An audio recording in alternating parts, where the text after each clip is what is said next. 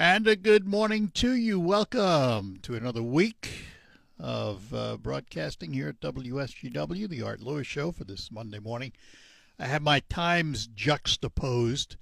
This hour will be open phones, and Jonathan Dent sitting in with me for a little bit anyway.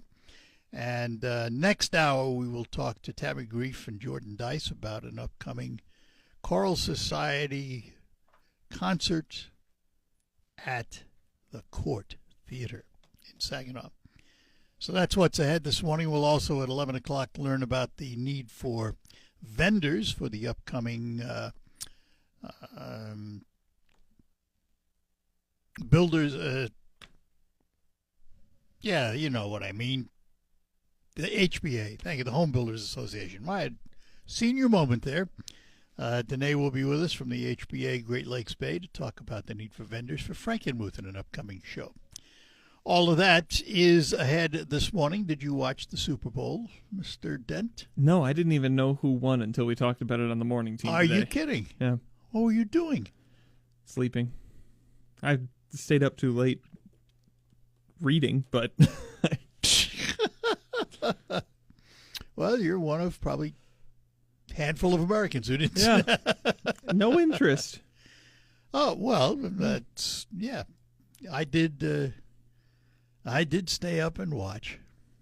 I watched all of it. I did not watch the halftimes, either of the halftime shows, though. Okay.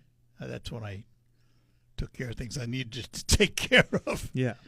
But I thought that it was, on a scale of 1 to 10, I give it a 7 for a game.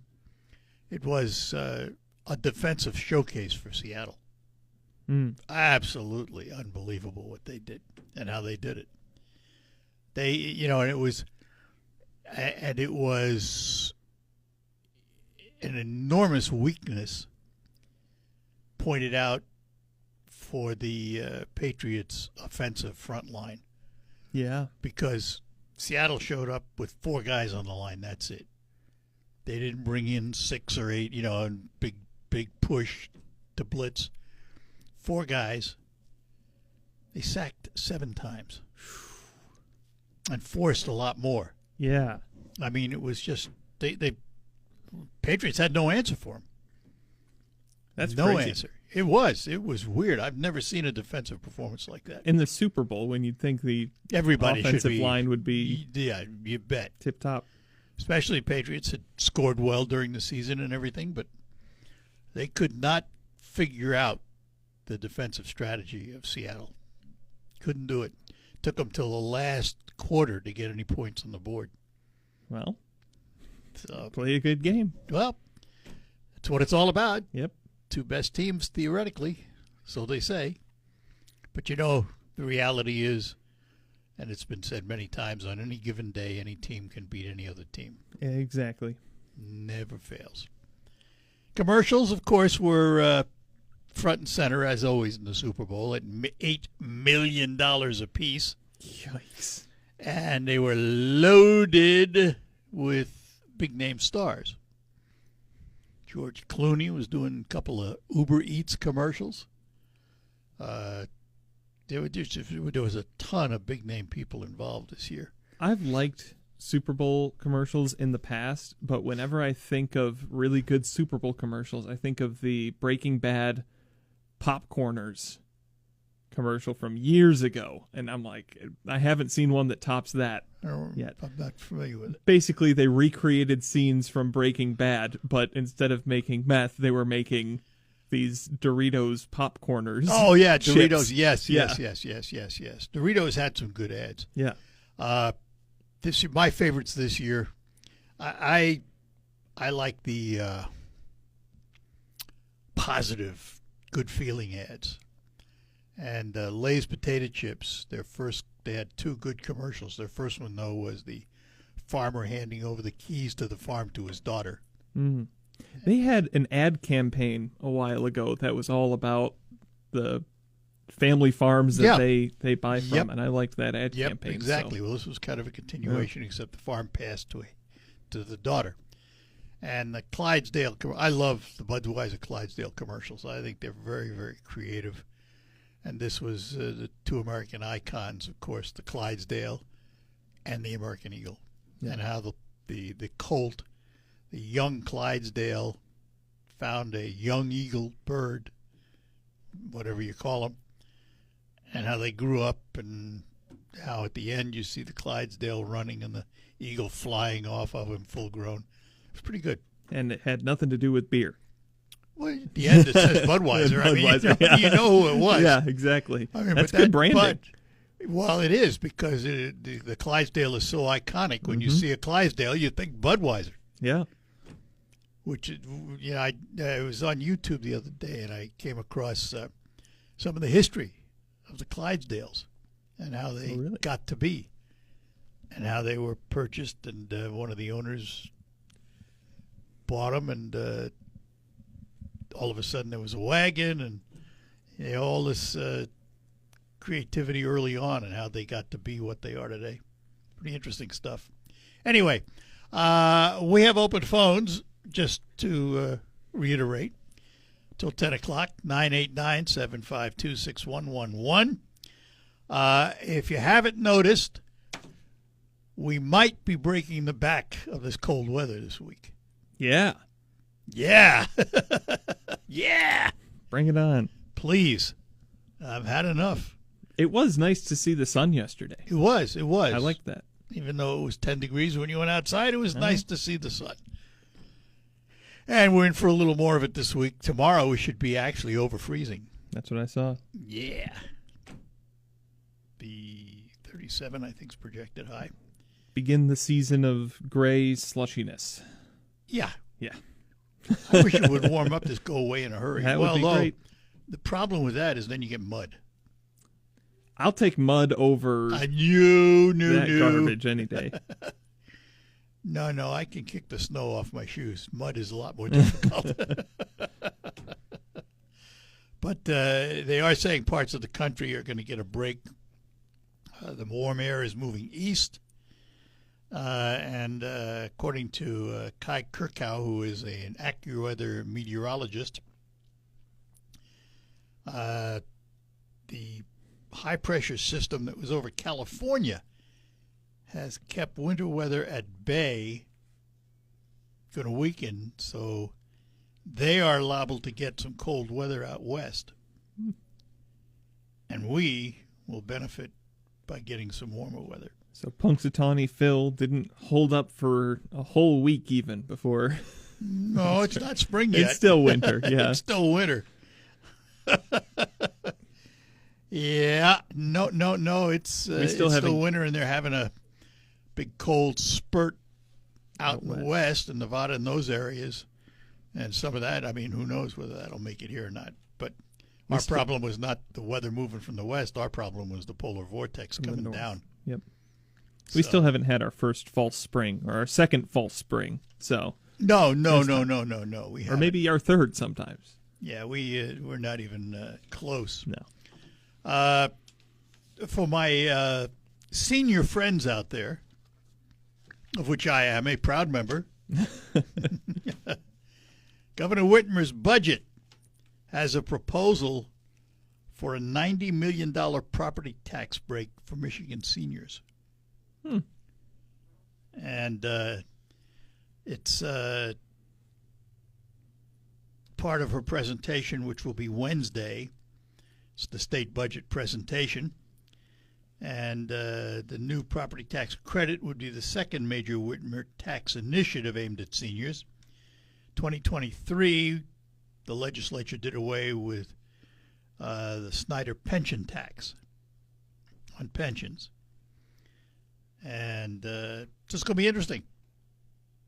Of course, what will be interesting is whatever else is in that budget. True. Which we have no idea. We're going to cut taxes, increase spending. That's how that works. Is that what's happening? That's how it works, right? That was simple. On the downer side, if I'm going to be a Debbie Downer here, according to this headline in the Detroit Free Press, Michigan loses more jobs than all but one other state. Second most job loss, and And that other state, I'm trying to find it here. I don't remember which it was.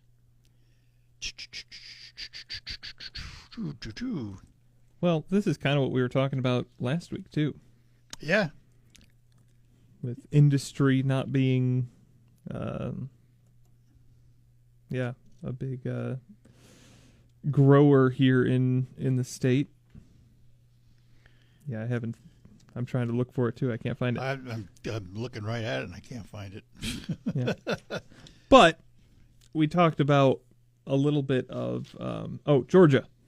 No. Yep. That's a surprise. A southern state losing. Really? Yep. Wow. And it's by a big margin, too. 19,000 from Michigan to 31,000 in Georgia. Oh, yep, there it is. Yeah. Wow. Yeah. Wow.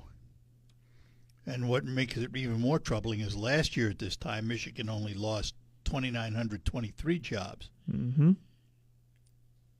So, and I know our friends down the road at Dow were part of that cut because they announced a layoff of 4,500, something like that. Well, yeah, in the last year, how many big companies just in our area have announced either pulling out of big developments that they were going to invest in or trimming down on some of their operations that they've had going? Yeah.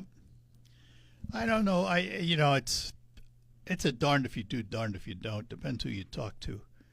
There are those people who say put money on the table, attract new business by giving incentives and cash, and there are others who say, no, don't do that. Why don't you just make a bunch of laws that make sense, that business can live with?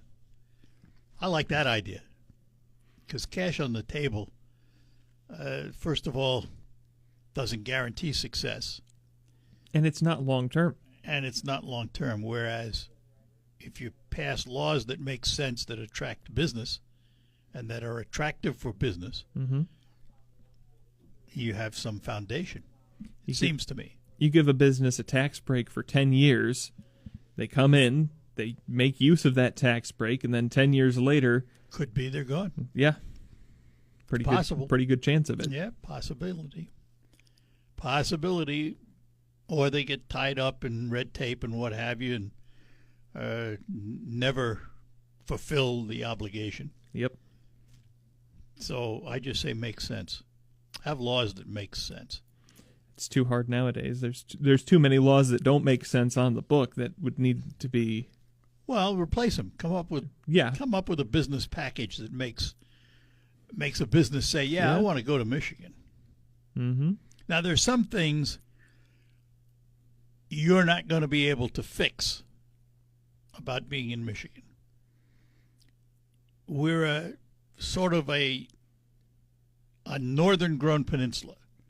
So transportation is an issue. No matter how you do it, you got to go south unless you're in Detroit, you got to go south before you do anything else, mm-hmm. or come north before you work here. And a lot of the port cities aren't we don't have busy as they were. We don't have the port cities yep.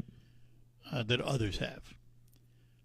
But still, we have a well-educated workforce. We need to retain them. We don't want to see them go elsewhere. We have a well-educated workforce. That's why we export so many workers. Yeah, that's right. Unfortunately, that's true. Yep.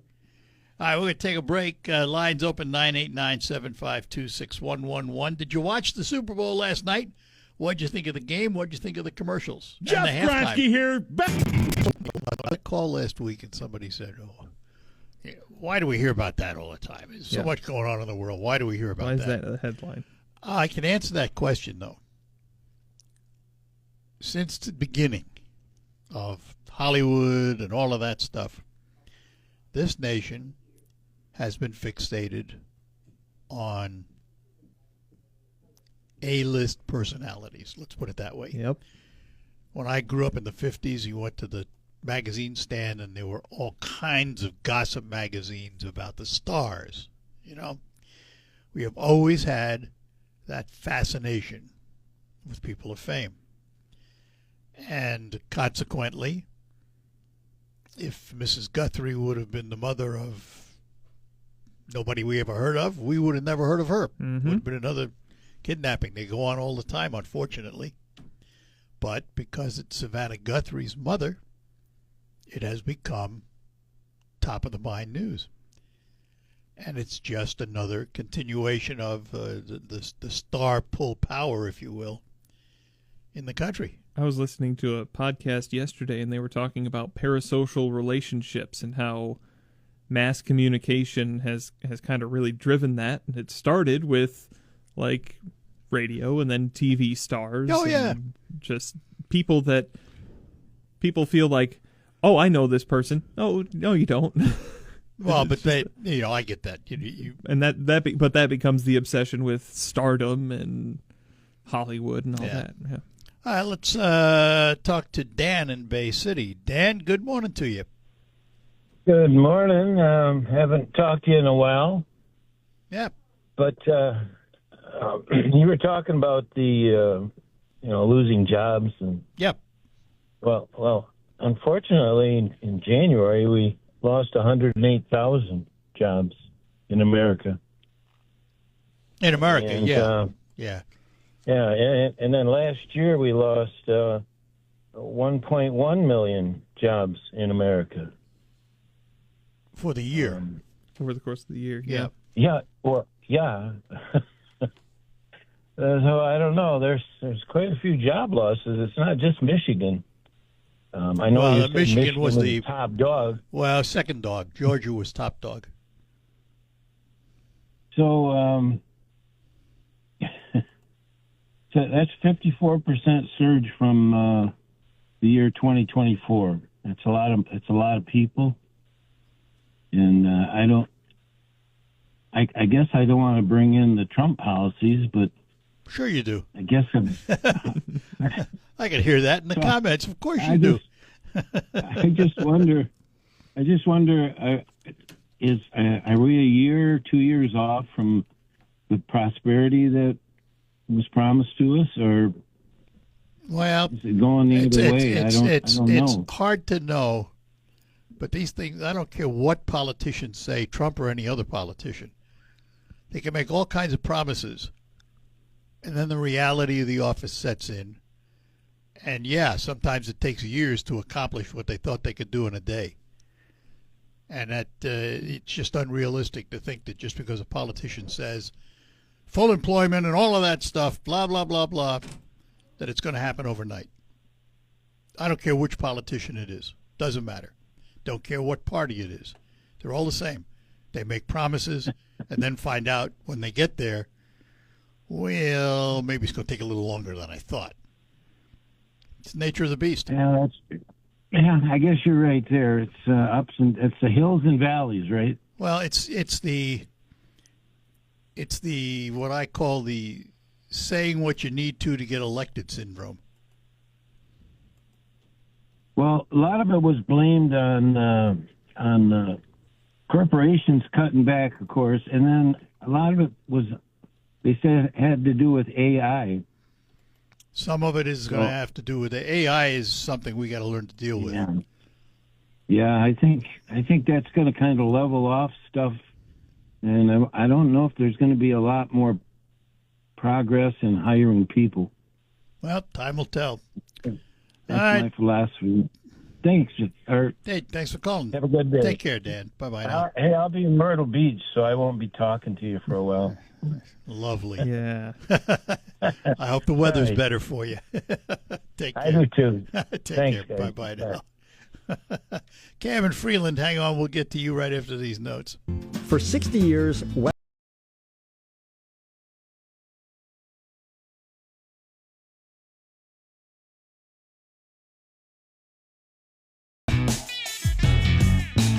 Back with you on the Art Lewis Show. Jonathan Dent sitting in with me this morning.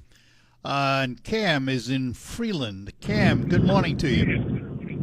Good morning, Art. I want to talk about my favorite Super Bowl commercial ever. But before I do that, belated happy birthday. I tried to get in the day of, but I Thanks. couldn't get through. Thanks. And I'm going to ask you if you get the same question that I got for years. I retired one day before my 71st birthday from a career that I absolutely loved. But leading up to that for about 5 or 6 years, every time I was around a family member, this question always came up: Grandpa, Dad, when are you going to retire? And I kept telling people, I don't even feel like I'm working because I love what I'm doing so much. But I finally did pull the trigger, and I know you must get that question. Probably about 6 to 8 times a day. I would bet. Yeah, I would have gone on the over on that one. So. But I tell people, look, I love it. It gives me purpose. And as long as God lets me use my brain and my mouth, I can sit down and do the job. So, well, how long that's going to last, I don't know. Exactly, yeah. I loved what I was doing, and I never felt like I was working. And that adage is true. Yep. Do something that you love, and you'll never work a day in your life. That's really the truth. Absolutely true. And Art, I'm going to warn you, I sat around for 2 months, got bored out of my mind, and took a job just to have something to do because I didn't really need the money. Yeah, well, I don't have to do that. My day and I don't have to do that. I'm doing what I want to do. Matter of fact, there you go. I'll be honest with you. I am doing almost too much because of other things outside of the radio station. At some point in time, while it's important for me to work and have purpose and do what I love to do, I also need to find some me time. So that's well, absolutely, yeah. That's on my list of things to work on, among other things. And I think working keeps us young. I know you're 82, but you don't. No, sound I'm it on the 83 radio, now. So. Oh, that's right. Your birthday moved up a day. Well, I'll let you. I wanted to call and tell you about my favorite Super Bowl commercial, and it's tied to the movie Castaway with Tom Hanks. If you remember, Tom Hanks was cast away on an island. He was a FedEx person, and he had one box that he never opened up, resolving that if he was ever rescued, he'd deliver it in person.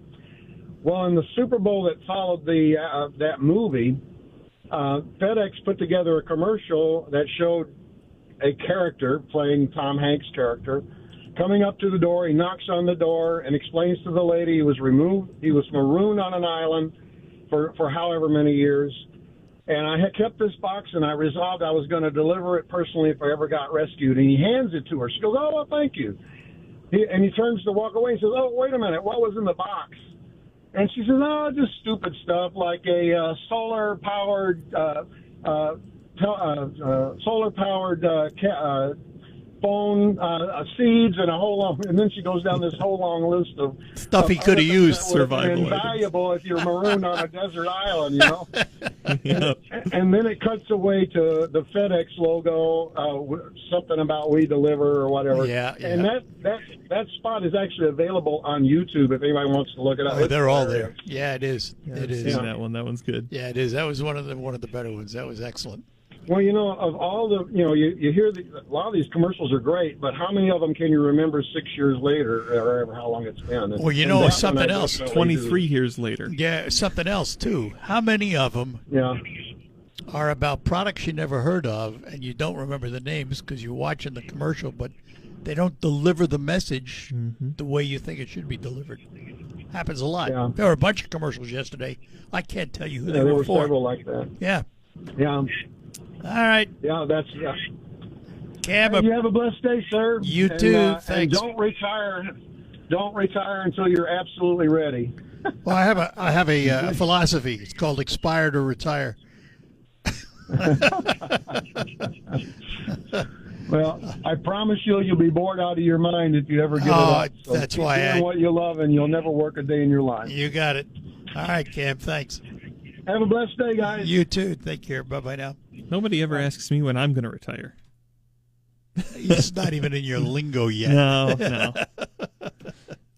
Anyhow, we'll come back to more calls here. We'll get Craig on in just a moment. Let me take a moment to talk about your tires because, in this cold weather we've been going through and the snow and the ice and all that stuff, there's a difference between winter and all-season tires. And if you stop by our friends at Quick Lane Freeland, they will tell you all about it. Quick Lane Freeland sells all their tires at just $5 over cost. And I've asked John from Quick Lane Freeland to explain the difference between winter tires and all-season tires. Hello, Art. Yes, winter tires are made with a pliable rubber compound that includes silica to stay flexible and maintain grip in freezing temperatures, unlike harder all-season tires which stiffen and lose traction in the cold. This flexible compound allows the tire to better conform to the road surface, providing superior grip and traction on snow and ice to keep you safe. Thanks, John. Stop into Quick Lane Freeland, have them check your tires, your cooling system. As a matter of fact, Quick Lane Freeland is where you should go for all of your routine maintenance. It's on the McDonald Ford property, part of the McDonald Ford complex. Stop in today. Remember those two names, McDonald Ford and Quick Lane Freeland. Both stand ready to help you with all your automotive needs for 2026. The Kinetic Energy.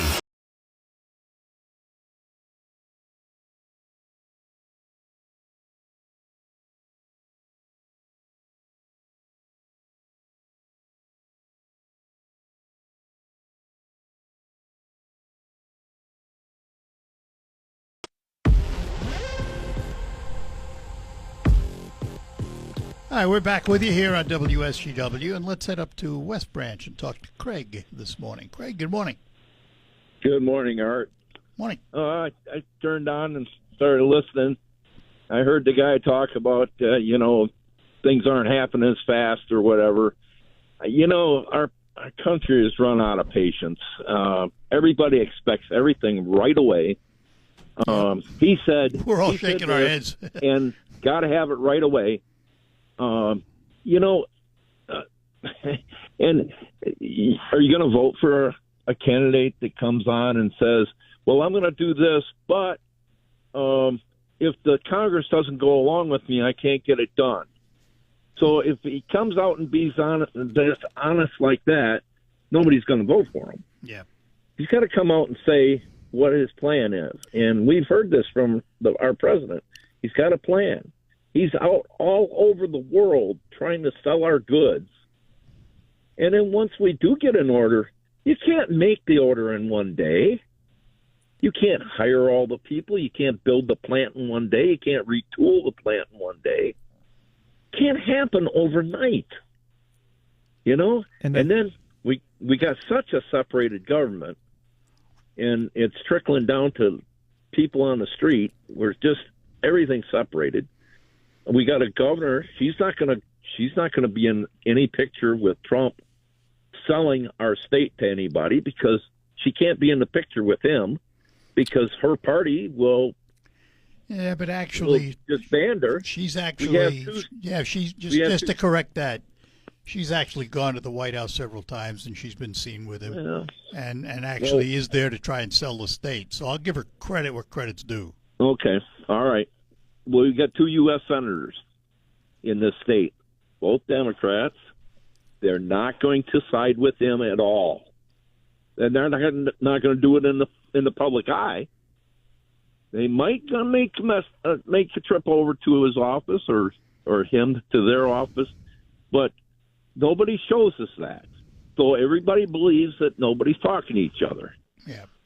Well, I'll say this for the... It's an uphill battle. I'd say this for the legislative representation we have, Congress and Senate. Agree or disagree with them nationally, I put that aside. What I want to know is what are they doing for the state of Michigan? Mm-hmm. And typically... That's what I want to know. Well, typically, I must admit,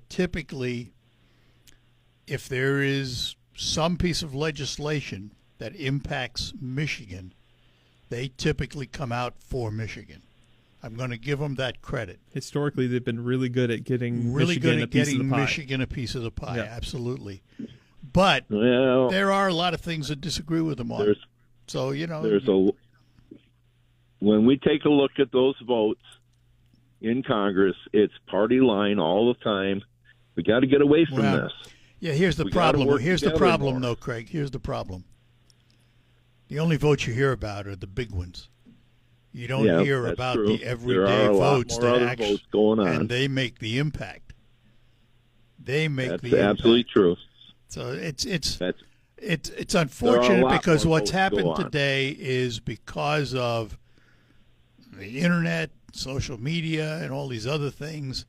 There's a lot of noise being made, And as I've said many times, the far left and the far right make all the noise, and most of us don't live there. Most of us live somewhere in the middle and want to see things get done. And Craig, I've got to agree with you. We've lost a lot